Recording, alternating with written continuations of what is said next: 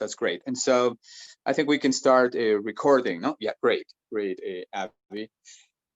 Yeah, okay, so our agenda for today is basically do a little review and finish chapter 7 about assessment records. And then I have here a little questionnaire that is in the document for Unit 2, Part B. Right, and then, well, if we have a little more time, we can do the game, or we can put off the game until Monday so that you read all chapters and have more time, no, to because Avi has questions for all units, no, for chapters 2, 4, 6, 7. Great, and so for this short review and for finalizing this chapter 7, Avi, I would like you to share this document. Oh, great. Assessment, exactly, an assessment records. Yeah, great. And yeah, thank you very much. And I want you to, well, I don't know, but in my book, it's page 75. The topic is quality of the assessment records. I don't know if you can find it there, quality of the assessment record. Yeah, great, great. So quality of the assessment records. Yeah. So I'd like to ask you guys, since you've been reading this and you're already familiar with the new terminology, the new words. So what do you understand when we talk about quality of the assessment records? Please, anybody who has a clear idea, no? Thank you. From my perspective, it is referred to making sure that the records, the register you have of a student's performance relates as much as possible with the real performance of your student. This means that the grade that this student has, for example, in an speaking activity, reflects the performance, the how good my student is speaking. Yes, in speaking. No? Yes. Uh-huh. Great, and also for yeah, just to complement what you are saying, because you're right, no. But just to expand a little bit more, but for example, if the student is doing well, for example, when we talk about quality, we want to make sure that our records are consistent, no? Not only in one particular record or one particular performance, but across different tasks, no? Across different language abilities, no? For example, you take this example, no? For example, a student who gets 20, for example, in the speaking task, no? Right, no? It's because for someone to get 20 on a speaking test, it's because this student knows grammar, he knows the structures, he knows vocabulary, he has good pronunciation, etc.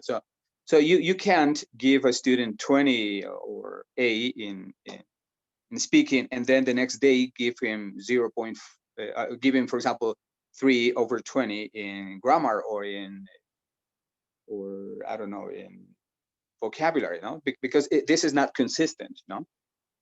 So when we talk about quality, we talk about consistency all across the different assessment tasks, no? And maybe the different abilities also.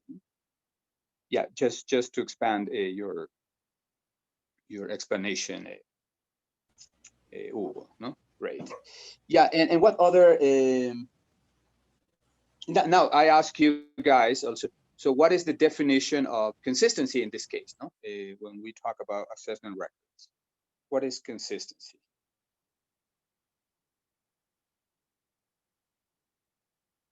Our opinion, or do we have to read, Prof? No, your opinion, what you remember in your own words, no? Well, I think that consistency for me shows that, for example, I have my students, my group of students, and I know who are the students that got good grades and who are the ones who maybe don't have the grades that I expect. But I think that consistency is when I can see, or when the grades of my students can be reflect on the records that I have, on the grades that I have. Yes. Great, great. Okay. Very good. Yeah, and just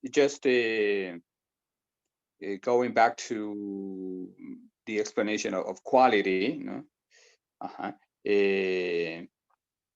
you want to make sure that students' performances, no, on different assessments, no, and in different situations, llamemos, are reflect the same language ability, no? You, of course, thinking about having a perfect assessment record is impossible, because there is always some room for inconsistency, you know, whether it's because of the type of task, because of the instructions, or the methods you use for scoring, etc. No, but like you said, no, you basically want to make sure that your students' performance reflects exactly the language of ability that they really have. No, they really have, and don't show much, or there's not much margin for mistakes, yeah, no? For mistakes or for inconsistencies, no, to be more specific. Great, great. So going on with the study of inconsistencies, you know, what are things that you can do? No, what are two things that you can do to make sure that you reduce or you minimize inconsistency?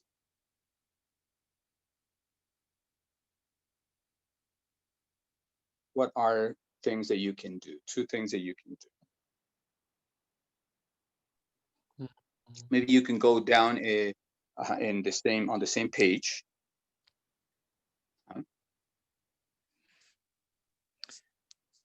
Over there, yeah, over there, yeah. As it says, Yes, maybe. we need to identify specific possible sources of inconsistency for a particular assessment. This means that, well, usually it's very difficult to identify Yes. inconsistencies in assessment before applying it in the classroom. So it is good to be always to be careful in the way how we apply the assessment, and also be always attentive to the possible irregularities that might emerge from that. And the second is specify the way in which you will try to minimize the effect of these sources of inconsistency on your assessment records. This could be interpreted as, well, continuing with my previous explanation, to be careful, to be attentive, and to always be recording these records in order to catch the inconsistencies of Exactly, to the identify. assessment. Yeah, to identify it. Mhm. Great, great. Yeah, very, very good summary of what comes in the next paragraphs. No, yeah, because you're right. No, first thing you got to do is identify the specific possible sources. For example, if you know that you're going to do an oral presentation, you know, for example, oral presentation or speaking is a very difficult a thing to mark, no, and to assess, no. For example, if you work alone, you have one criteria. If you invite a teacher to come into your class, they have a different criteria. So, for example, if you ask, if you use the rubric, again, no, you have the rubric, but with the moment that the person is talking, you have to take into account a lot of things, the grammar, pronunciation, the content of what they are saying, that the student is answering the question that you asked, and not just talking, no. Yeah, maybe you have a very good student, you have an A straight student, yeah, but the moment you ask him for opinion, he begins telling you an anecdote. So, but that can create inconsistency because you know that he's a good student, and that he speaks English perfectly, you know? And so you might be tempted to give him a 10, and then when other students come after him, you know, maybe they respond better, but their English is maybe less fluent than the first one, and so you decide to give them a lower grade, no? But maybe the quality of response is better in the second student. So those, you have to anticipate this, no? That you know that you're going to have an oral exam, so maybe you need someone to help you, or you need to identify and prepare the rating scale or the rubric. Maybe invite another teacher to have a better so that you and the other teacher can discuss, no, how well the student did, no, in the presentation, for example. And so that's the first step. And the second one is of course specify, no. So when you have to write, no, or type, okay, in the record, in the assessment record, specify everything that you're going to do, and the students have to know this, no. So you have to write it in a way that the students will understand that what they do is guaranteed that is going to take the most serious possible record, no. Students want to know that your work in assessing is fair, no, and is consistent, no? Right. Okay. And so, for example, if we go on to the next title, it says identifying possible sources, and basically we have three sources, no. Where are those three sources? Yeah. For example, when you administer the assessment at different times, you know, you might find that it's better to do it in the morning or in the evening or on the weekend, or maybe it's better on Monday because they have retained all the information, you know? If you do it to different groups of students, no. If you do it by different teachers, it maybe there might be a little inconsistency, no. For example, a teacher substituting you, no, for example, might be too serious and reluctant to explain anything to the students about the quiz, and so the students don't understand the instructions, and then they do it all wrong, you know? Yeah, so that is, for example, inconsistency in the way that the assessment is administered. Then we have inconsistencies across different assessment tasks. So here you have, for example, if the type of assessment that you do, no? For example, if it's short answer, completion, response, written response. Written response is usually more difficult, no? Because when you get the written response, sometimes you are tempted to correct spelling, no, and grammar and vocabulary, and maybe this is not very relevant, no. Maybe you want to know the quality of the response, no. Maybe you're asking a question where students have to infer some information. So maybe the inference is great, but you take away points because they make mistakes in the spelling, ¿no? Entonces ahí ya uno crea un sesgo, ¿no? Then we have in the input, all the information that you provide provide to the students. No, if we can scroll down a little bit there, maybe to the next page. Inputs. Well, the input also has these sections. No, the length, the language that you use, and the topical content. Well, and the third one is inconsistencies over here. Yeah, right there. No? Inconsistencies in how we score students' assessment performance. No, what I was just told you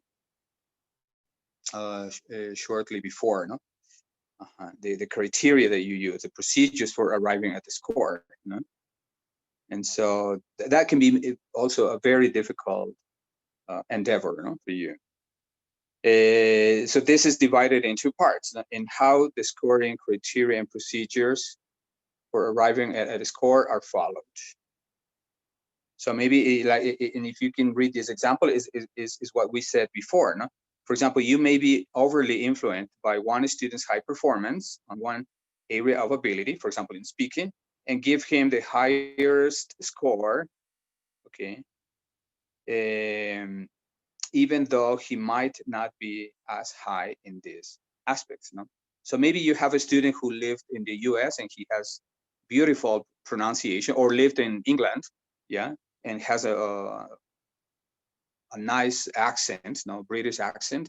And so you give him always 9, 10, but maybe he's not responding to the question. For example, the task was read an article and then make a comment. No? And so that can create some kind of, inclusive some kind of bias, no? Perfect. Yes. It can be a kind of inconsistency if, for example, in the in the high schools, the teachers teach American English, but when they make or do some exercises to the students, for example, in listening, or they give them an assessment or something like that, they put an British audio, so that Yeah, can be part of course. Yeah, but that happened because all the material maybe that there is in English is only British when we in the school. So I think that is a kind of inconsistency in what kind of materials teacher use in the high school, right? Yeah, yeah, but also let me, great question. But let me tell you what I mean, what a teacher should do in class, no? And what is the general recommendation when, for example, when working in class, no? So it's always advisable, and it's always recommended that teachers use the teachers expose their students to a number of different accents, no? And so when teachers work in class, they should use material that is, for example, British, American. For example, go to YouTube and download something that is from a British author, then something American. People that, for example, whose native language is not English, no, but they have maybe a German accent, they have an Indian accent, etc. No, that's what teachers should do, no, should do. And usually, for example, especially in these last course books, en estos últimos libros, for example, Pearson, etc., they are careful in the types of audio materials that they have. No? So they usually try to put a variety of accents, because the students, because, for example, in real life, you cannot excuse yourself for not understanding, for example, an interview, okay, because you studied American English. Now, for example, if you have an interview, no, you cannot tell the interviewer, sorry, I can't understand your questions because I studied American English, no? Please ask me the questions in American English. You can't do that, because in real life, no, you have to be able to distinguish any kind of accents, no? And so I wouldn't blame the, well,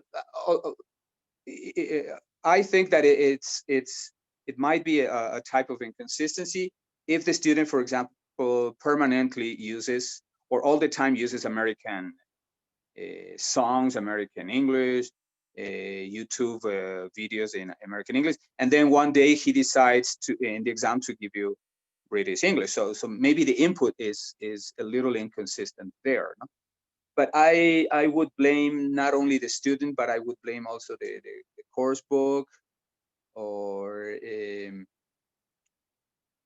I would blame maybe the curriculum, no, for not putting specific instructions for teachers to use all types of possible dialects and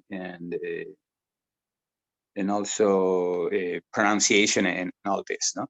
So I don't, although I see it myself as a type of inconsistency and maybe in the input, no, right?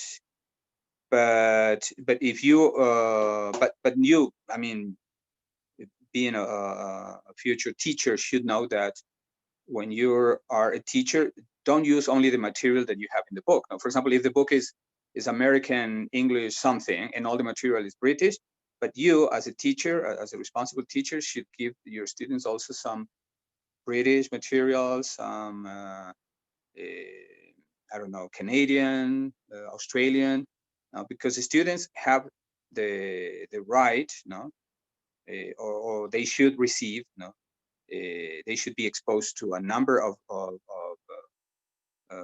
different accents, no? Yeah, so, but great, no, but it's a great question, no? At some point, that can be a factor for students to have a problem understanding. And of course, if they don't understand, they're going to do bad on the quiz. And maybe they know the topics, but the moment that, like you said, but the moment they hear British English for the first time in an exam, they are very stressed out, and they fail. Great. So thank you for that interesting question. Thanks, Prof. Great. And so as you can see, the last one is how we score assessments performance. I mean the students' assessment performance, and the second one, B, is in how responses rated. And so you have in the ratings of the same rater, no? And so you can have, for example, different times for different tasks for different students in the ratings of different raters. No? So raters, I understand that when you have other people, other professionals, other, digamos, teachers helping you, or maybe you have un ayudante de cátedra, for example, maybe you have an assistant, who is helping you with this in this regard, and so maybe he has a different view, he gives the students a different rating, or a very different rating from yours, and so, well, little by little, you have to be able to minimize this. No, for example, somewhere, I mean, I have experienced this myself. For example, at Católica University, when we had the oral exams, it was the rule that we always have an invited teacher. No, we had a guest teacher coming for the oral exam and being part of the evaluation. And so what we did is, for example, the teacher gave me his grades with the rubrics. And then we had to discuss. We had to sit for 10 minutes and then discuss one by one all the students' performances, and then try to come to an agreement. And sometimes it worked very well because the grades were very similar. For example, I gave one student 7, and the teacher, the guest teacher, gave them 7.2, and so the average was 7.1. But many times, for example, I have problems with other teachers because for example, I didn't understand anything of what the student said. No, it didn't respond my question. And so I was, sometimes I was even picky in speaking. No? I wanted them to have good pronunciation because it was level 6, level 7. And because I worked with level 8, I maybe unconsciously, I was expecting perfect English from my students. And so I gave the student 4 or 5, whereas the other teacher gave them 7 or 7.5. And so it was quite a big inconsistency in that case. No? And so we had to reconsider, you know, and it's just an example, no, of how different people can have a different view, and the ratings can be totally different. No? Great. And so the next part is minimizing the effects of sources of inconsistency. And so 3 things basically that are mentioned here, no, 5 things that are mentioned here, okay, to minimize the effects are, well, summarizing. No? First, that you clearly specify the procedures for administering the assessment. No?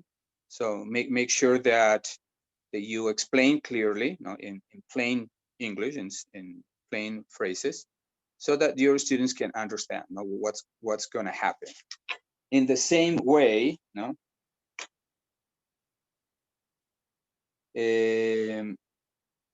let me see that. Okay, and so in the same way at different times, no? At different times. Great. And so number 2, it says prepare. We can go down here. Prepare. Yeah, prepare specifications or develop an assessment template, no, for each assessment task type. So in the next unit, in the next chapter, in chapter 8, we're going to see templates, no? Templates, what a template is and what it's used for. Basically, a template is like es como una hoja de ruta, no? Where you specify everything regarding the assessment, no? The assessment, what parts it has, the components, the expectations, the materials, the setting, etc. No, so it's material for a complete chapter. No, and we're going to do that next week. And so, and then number 3, it says it clearly specify the scoring method for each assessment task type. And so here you can include the rating scale, or sometimes when it's writing, they call it the rubrics, no? The rubrics. Okay. And make sure that the students understand and they know, no? Because what is the point, for example, in having a perfect scoring method, no, with a lot of specification, but your students don't understand, or you never show them, no? So they should know, and so they can help you also avoid, you know, inconsistency. And 4 is if raters score the assessment, no? If raters score the assessment, then you have 3 options. No? Develop clear and understandable rating scales, no? like the rubric, and you can show the rubric to the students. Train raters or other teachers or assistants in the use of these rating scales. And C, periodically monitor ratings for consistency. And finally, number 5 is include a sufficient number of assessment tasks in the assessment to arrive at scores that are more consistent. You know? So usually, for example, when you do an assessment, you know, when you do an assessment, it's better to wait, you know, until you have very good material, you know, where you can get some very good assessment tasks from, right? And then when you have this good material, okay, and you have told your students, and your students have trained for this kind of quiz, and they know the criteria that is going to be used and everything, then students can then you can give them the assessment, no? And it's better assessments that have more assessment tasks, no, are usually more a reflection of the real level of language ability that the student has, no? Because many times, I don't know if you have experienced that you do, for example, a lesson 1 or 2 days, you know, and then some teachers, for example, do that, no? They work Monday, Tuesday, and Wednesday, and then Thursday they want to give them a quiz, no? And so maybe this quiz is not really a reflection of the real language level ability, no, of ability that the students have, no? Because the teacher prepare only one question, no? or one assessment task, you know, with 5 questions, for example. So if you want the record to be more consistent, you should include more assessment tasks, no? More assessment tasks. But of course, but not too many, no? It all depends on how much time, and of course you want to have an assessment that is practical, reliable, of course. And so, well, but it's something that you have to also consider here. So so I want to ask you, Abby, how much time do we have before the end of this, before we finish this session? We have less than a minute, Prof. Less than a minute. Okay, so we can close now and go back in as soon as you send us the next link, right? If Yeah. it usually takes 3 to 5 minutes, so we're going to wait that. As soon as you have a new session, please send us. No, and we're going to work until 7:20, 7:30 tops. No, so let's close this session, and when you have the new link, we will do the second session, and we go back to this stating claim 4. No, stating claim 4. Yeah. Okay. Thank you. So I'll see you in a bit. Okay. Thank you.